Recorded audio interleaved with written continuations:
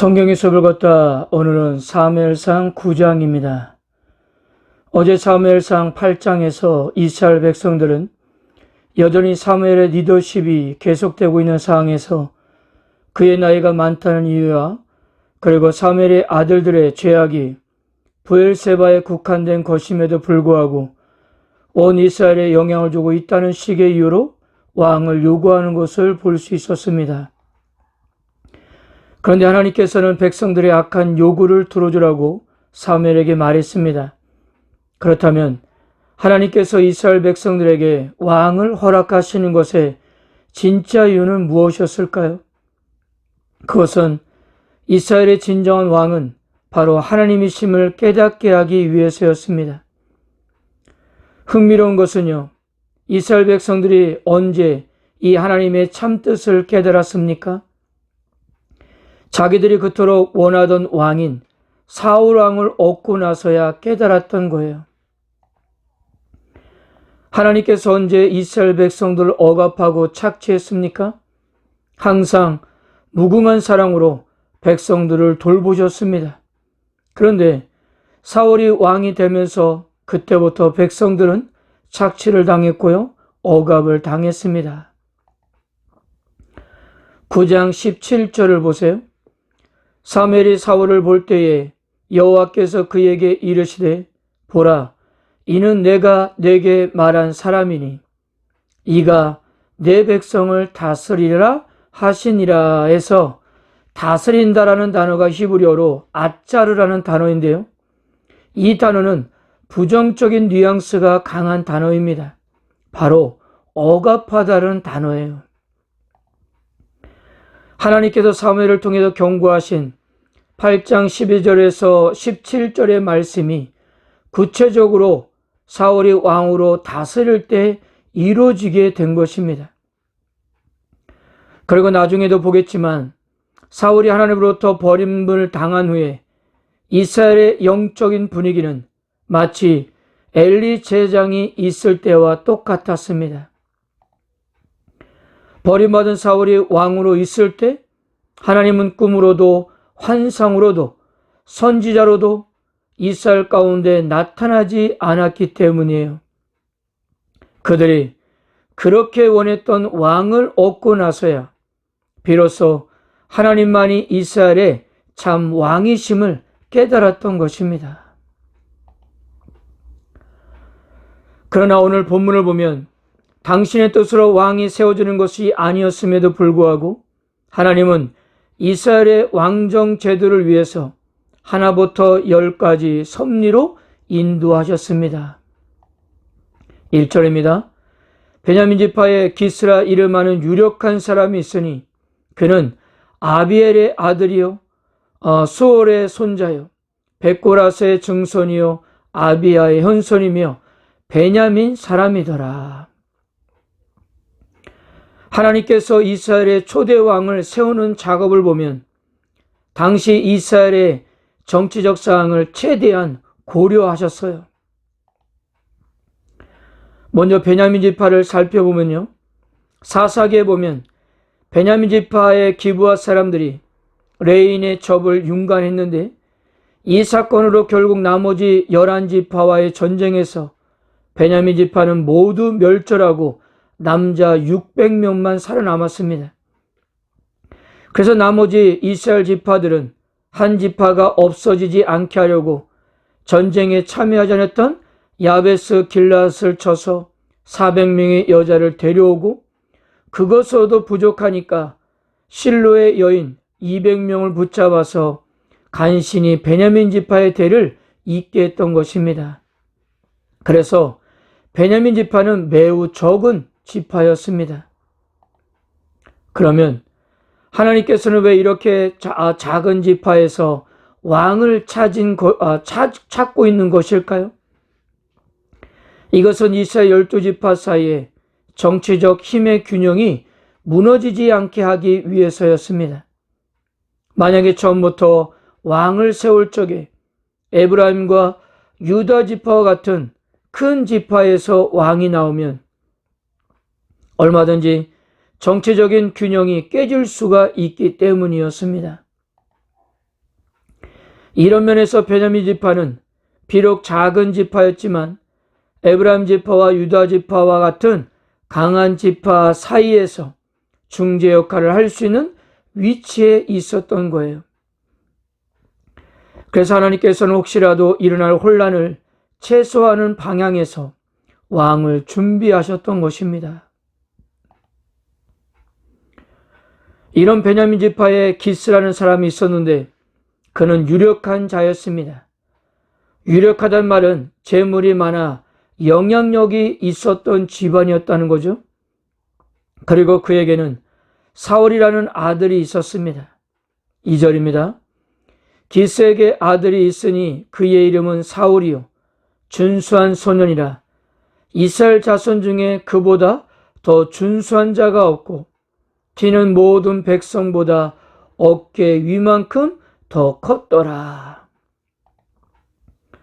준수하단 말은 신체적인 능력이 뛰어날 정도로 출중했다는 말이고 키도 모든 백성 어깨 위만큼 컸습니다. 무엇을 말하는 것일까요? 바로 이스라엘 백성들이 찾고 있었던, 즉 세상적인 기준으로 어디다 내놔도 왕으로 손색이 없을 정도의 아주 이상적인 사람이었다는 겁니다. 그런데 그의 이력들이 결코 긍정적인 의미만을 담고 있지 않다는 게 문제였습니다. 키가 크다라는 히브리어 가보아라는 단어를 다른 구절에서도 사용되었는데요. 한나의 노래에서 심히 교만한 말을 다시 하지 말 것이며 해서 이 교만한 말이 가보아라는 단어입니다. 결국 그의 이력은 하나님 앞에 그가 어떻게 서게 될지를 예견해 주기도 이렇게 하고 있는 거예요. 어느 날 사울의 아버지 기스의 집에 문제가 생겼습니다. 잘 기르고 있던 나귀들이 탈출을 한 거예요. 당시 나귀는 자산적 가치가 매우 컸던 동물이었습니다. 우리나라의 소에 대한 가치와 같다고 보면 될 것 같아요. 그것도 더 가치가 나가는 암나귀 여러 마리가 집을 나간 것입니다. 그래서 사울이 아버지의 심부름으로 나귀를 찾으러 나섰습니다. 사울은 그래도 아버지의 명령에 두말 없이 순종하는 아들이었습니다. 4절입니다.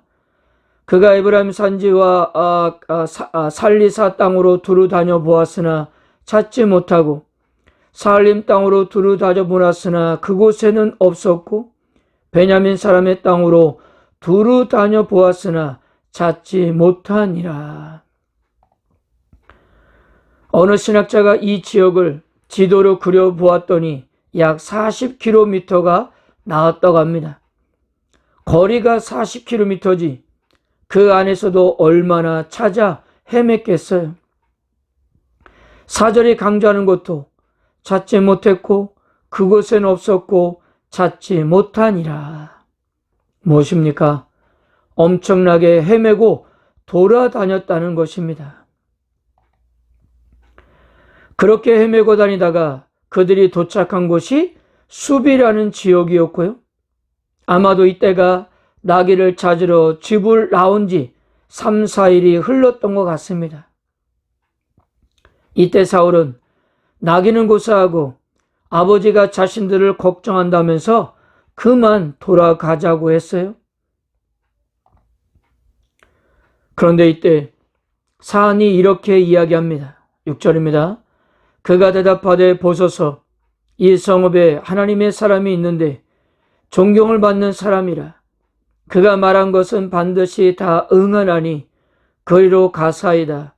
그가 혹 우리가 갈 길을 가르쳐 줄까 하나이다 하는지라. 수비라는 땅에는 라마라는 지역이 있는데 이 라마에는 당시 이스라엘의 최고 지도자요 선지자인 사무엘이 이스라엘 전체를 순회하면서 주로 머물고 있었던 본거지였습니다. 그런데요, 사울이 숲에 도착하기 전에 하나님께서는 사무엘에게 사울이 올 것을 알려주셨습니다.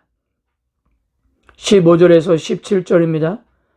사울이 오기 전날에 여호와께서 사무엘에게 알게 하려 이르시되 내일 이맘때에 내가 베냐민 땅에서 한 사람을 내게로 보내리니 너는 그에게 기름을 부어 내 백성 이스라엘의 지도자로 삼으라. 그가 내 백성을 블레셋 사람의 손에서 구원하리라. 내 백성의 부르짖음이 내게 상달되었으므로 내가 그들을 돌보았노라 하셨더니 사무엘이 사울을 볼 때에 여호와께서 그에게 이르시되 보라 이는 내가 네게 말한 사람이니 이가 내 백성을 다스리라 하시니라. 결국 여기까지 와 보니까 그동안 사울의 집에서 왜 이런 일들이 일어났는지가 해석이 되는 거예요. 왜 기스의 집안에 있던 암나기들이 탈출했는지, 그 나귀를 찾으러 아들을 보낼 때에 왜 사안을 동반시켰는지를, 그들이 나귀를 찾아 헤매다가 어떻게 숲에 도착하게 되었는지, 사울은 돌아오려고 했지만 왜 사안이 선견자를 만나러 가자고 했는지, 이 모든 것이 다 해석이 되었다는 겁니다. 결국 모든 가정의 배후에 하나님의 정확한 손길이 있었던 것입니다. 모든 시작이 암나귀들이 탈출하면서부터였는데요. 하나님이 어느 날 나귀들에게 너희들 바람 좀 쐬고 와라 그러고 보낸 것이 아닐까요? 창조주 하나님이시니까 가능한 일이 아니겠습니까? 그리고 한 마리보다는 자산적 가치가 있는 암나귀 여러 마리가 없어졌으니까 누군가가 찾으러 나갈 수밖에 없었습니다. 그리고 다니다가 숲까지 온 것입니다. 그리고 하마터면 그냥 돌아올 뻔했는데 사안이 선견자의 이야기를 하면서 결국 사무엘을 만나러 간 것입니다. 이 모든 것은 바로 사울을 이스라엘 지도자로 삼기 위한 하나님의 섭리의 역사였던 것입니다. 지나고 나니까 다 해석이 되고 있다는 사실이에요. 사랑하는 성도 여러분, 오늘 본문을 통해서 어떠한 교훈을 얻을 수가 있을까요? 우리가 지금까지 살아오면서 수없는 사람과의 만남은 결코 우연일 수 없다는 것입니다. 배후에 하나님의 섭리 손길이 있었어요. 부부의 만남, 나와 내 부모와의 만남, 나와 내 자식과의 만남 역시 우연이 아니었고요. 나와 친척들과의 만남, 이웃이나 친구들, 직장 동료들과의 만남 역시 다 우연이 아니라 하나님의 섭리 가운데 이루어진 만남이었습니다. 그런데 더 중요한 것은 그런 만남을 통해서 하나님은 일을 이루셨다는 사실입니다. 사울이 왕이 되는 과정 속에 있었던 이러한 만남들은 결국 사울이 왕이 되는 일에 꼭 필요한 만남들이었어요. 이처럼 하나님은 만남을 통하여 한치의 오차 없이 일을 이루어 가셨던 것입니다. 하나님께서 사용하시는 섭리의 수단은 그렇게 거창한 것이 아니었어요. 그저 평범한 사람들과의 만남, 혹은 그냥 지나칠 수 있는 그런 만남을 통해서 하나님은 일을 이루셨던 것입니다. 그럼 여기서 우리가 해야 할 일이 무엇입니까? 그런 만남들을 소중하게 여기는 것입니다. 왜냐하면 어떤 만남이든 간에 우연이라는 것이 없으며 그 만남이 하나님의 큰 뜻을 이루는 과정이 될 수 있기 때문이에요. 그리고 무엇보다도 내 삶 가운데 찾아오는 고난과 시련도 마찬가지입니다. 그것 때문에 힘들고 고통스러울 수 있습니다. 그러나 세상의 모든 일들에도 결코 우연이 없다는 것입니다. 좋은 일이든 나쁜 일이든 다 하나님의 작정과 섭리 가운데 있음을 믿으시길 바랍니다. 지금 당장은 알 수 없지만 좀 지나다 보면 왜 이런 일들이 일어나는지를 알 수 있을 것입니다. 지금 당장은 이해되지 않는다 해도 하나님께서 신실하다는 사실을 믿으시길 바랍니다. 우리의 진정한 왕이신 하나님께서는 오늘도 사소한 만남과 여러 가지 일들을 통해서 우리를 향하신 당신의 뜻을 이루어 가실 것입니다. 하나님의 작정과 섭리를 믿으시고 어떠한 일이든지 감사로 영광 돌리시는 하루가 되시기를 주님의 이름으로 축복합니다. 아멘.